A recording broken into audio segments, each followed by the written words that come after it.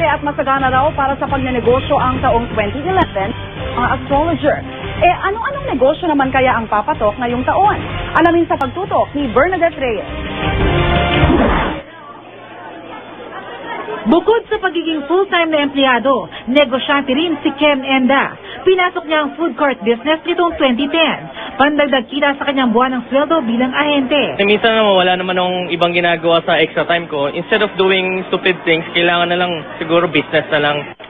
Stir-fried noodles, scramble at siomai ang ilan sa mga nausong food court business ngayong 2011. Pagkain pa rin daw ang isa sa mga papatok na negosyo ayon sa Philippine Chamber of Commerce and Industry.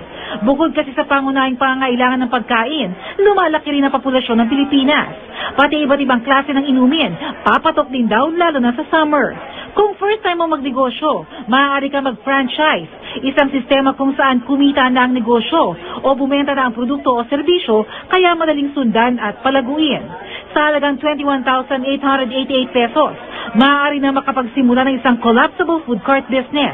Depende sa pwesto, maaaring kumita ng 3,000 hanggang 5,000 pesos kada araw. Yung ating profit is mataas. At the same time, mababa yung capital natin. Sa franchise is hanapan ng magandang pwesto para mabilis yung ROI. Magiging hit din daw ang mga negosyo na may kinalaman sa kalusugan. Halimbawa, ang spa business. I have a good friend. He operates a spa. The first 2 years, nahihirapan siya. Ngayon, when people go there, they have to fall in line. Because people believe that it will help the circulation of the body. And since most people are health conscious.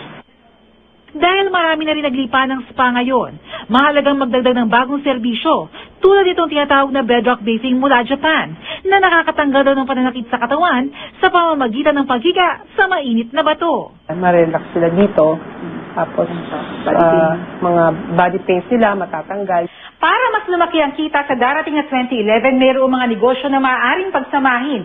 Tulad itong spa na mayroong katabing salon kung saan matapos magpamasahe, maaari na rin magpaganda at magpagwapo ang mga customer. Tandaan lang na hindi lahat ng negosyo agad kikita. May pagkakataong maaaring malugi, kaya naman kailangan din ng puso ang pagnenegosyo. Pag-isipan nyo rin kung ano yung gusto nyo, yung passion nyo, kung ano yung gusto nyo i-business, kung ano pong food. Lahat naman ng business dapat tinututukan natin kasi hindi magsasucceed ang business kung papabayaan lang natin. Bernadette Reyes, Nakatutok, 24 Oras.